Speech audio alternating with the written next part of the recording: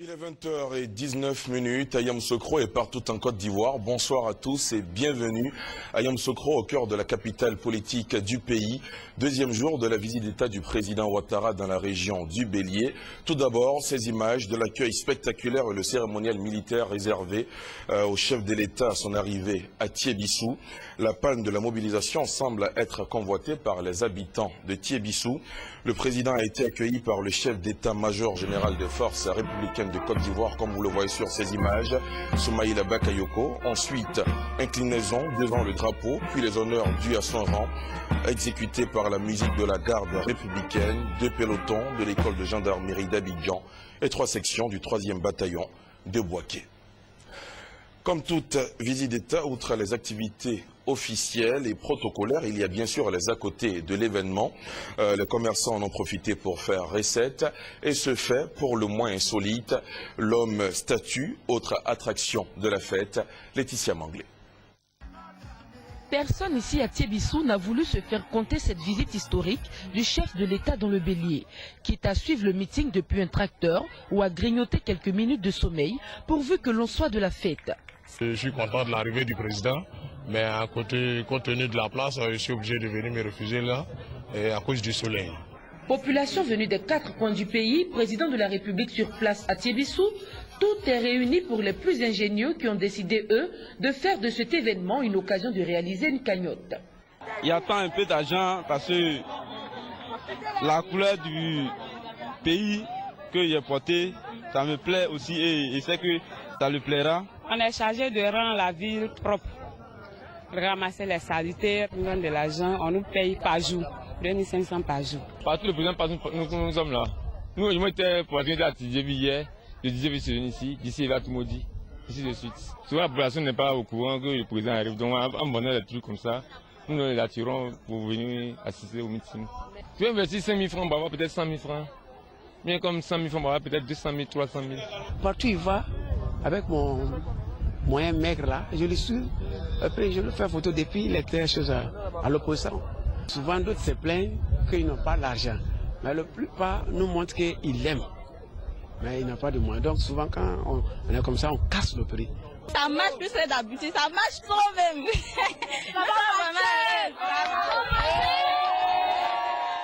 Une visite du chef de l'État qui restera à jamais gravée dans la mémoire des populations de Thiébissou, même si le stade de la ville a refusé du monde ce jour-là.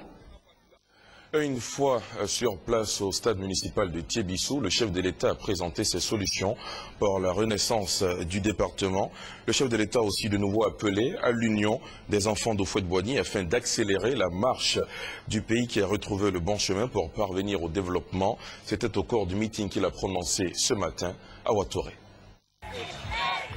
Thiébissou qui a accueilli le président de la République Alassane Ouattara pour la 2e étape de sa visite d'État dans la région du Bélier. Le chef de l'État est arrivé avec ses solutions pour l'amélioration des conditions de vie des populations du département. 471 km de routes reprofilées, l'hôpital général de Thiébissou entièrement réhabilité et équipé, 759 pompes villageoises réparées et 10 forages réalisés. Le tout pour un investissement de 2,5 milliards de francs CFA dans le cadre du programme présidentiel d'urgence. À cela, il faut ajouter le don de 20 véhicules au corps préfectoral et du matériel de salubrité. Par ailleurs, le programme national de développement prévoit le bitumage de l'axe Thiébissou-Didievi pour un coût de 15 milliards de francs CFA. Les travaux démarrent en 2014. Le porte-parole des populations, le député Ourabrou, a présenté les enjeux économiques pour le développement de Thiébissou et défini les domaines stratégiques. Au niveau économique, les lacs de Kossou et du Camp constituent des plans d'eau pour les aménagements hydro-agricoles. Ces riches patrimoines attendent d'être mis en valeur par un dispositif d'appui approprié qui conduira, nous en sommes convaincus, à des activités agro-pastorales et halieutiques modernes et rentables. Le président de la République, qui a pris connaissance du livre blanc qui lui a été remis, a indiqué que tout sera mis en œuvre pour renforcer les actions entreprises en faveur des populations. Le chef de l'État a appelé à l'union et à la réconciliation. La Côte d'Ivoire est sur le bon chemin et c'est ensemble, vraiment dans l'amour, que nous ferons en sorte d'aller encore plus vite. Donc je me réjouis de la rencontre que le RDR et le FPI ont eue il y a quelques jours et je souhaite que ces discussions continuent. J'espère que cela aboutira à une plus grande compréhension, à une plus grande insertion de tous dans le processus de développement de la Côte d'Ivoire. Plus de 300 réfugiés dans les pays voisins ont décidé de rentrer. Plusieurs dizaines de militaires qui étaient dans les pays voisins ont également entendu notre appel de revenir au pays. Et ceux qui sont rentrés voient que la situation est normalisée. Nous devons bâtir cette nation ensemble et nous devons le faire dans la paix. Voyez-vous, sans paix, il n'y a pas de développement. Les Ayetou et les Nanafoué ont couvert le couple présidentiel de présent. 49 pagnes baoulés, 2 chaises royales, une canne et une couronne en or massif. La première dame de Côte d'Ivoire, Mme Dominique Alaïssan, a été intronisée chef du village de Tchébi pour ses actions en faveur des plus démunis et surtout des femmes et des enfants. Vous venez de les voir, les populations de Tébissou sont sorties nombreuses pour voir et écouter le président de la République. La mobilisation a été remarquable. Les réactions des populations en termes du meeting révèlent naturellement la satisfaction et l'espoir suscités par les mots du chef de l'État. Le compte-rendu d'Abou Sanogo. Nous sommes dans la joie. Nous lui souhaitons bonne santé, bonne chance et que tout ce qu'il a décidé de faire pour nous, vraiment que cela soit réalisé. Je n'ai jamais pensé, bon, on disait, mais je ne savais pas que ça allait se réaliser aujourd'hui. Donc ce que je peux dire aujourd'hui, c'est qu'on a été très contents. Nous allons veiller à ce que ce qui a été commencé continue et que ce qu'il a promis soit réalisé. Et nous croyons que ce serait fait. Nous sommes très optimistes et nous soutenons les actions du président de la République. Aujourd'hui, j'ai vu des élèves disciplinés, alignés, qui viennent vraiment à ce meeting-là, sans qu'il y ait du cafouillage. Vraiment, c'est à l'actif de monsieur le président de la République. Nous lui disons merci. Très satisfait de l'arrivée du président. Très heureux. C'est la première fois qu'il est venu à Tébissou. Je suis très heureux. Il m'a bien salué. Je suis très content. J'avais à cœur un problème. Le bitumage de l'axe Tébissou-Didier. Ça va être fait. C'est vraiment un cadeau. C'est le meilleur cadeau de Nouvel An que le président peut nous offrir. Il nous a traduit un message très fort, un message de réconciliation, un message de paix, mais surtout un message économique, puisque des chantiers importants ont déjà été ouverts par lui et d'autres encore sont à venir.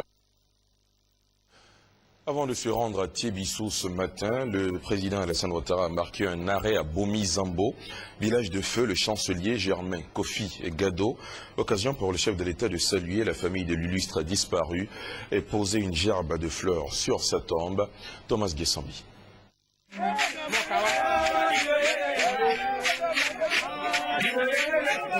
Avec le programme d'une journée qui s'annonçait bien chargée, le président de la République, Alassane Ouattara, a tenu à marquer un arrêt à Bomi-Zambo, axe Yamoussoukro-Tébissou, village de feu, le chancelier de l'ordre national de la République de Côte d'Ivoire, Germain Kofi Gado.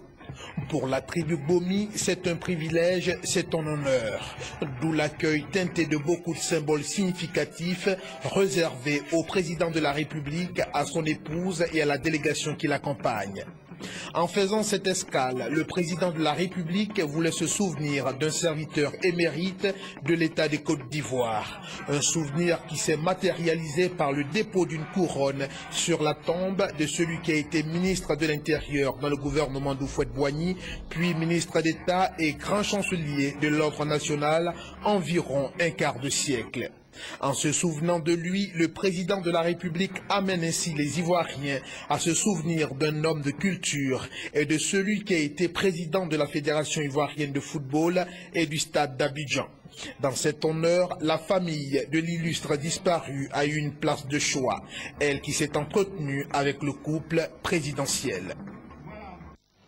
En bref et en image, sachez qu'après Thiébissou, le matin, cet après-midi, c'était l'étape d'Atié-Guakro, c'est à 18 km de Yamoussoukro, toujours dans une mobilisation des grands jours. Même son de cloche, comme il est de coutume à l'entrée de chaque localité visitée.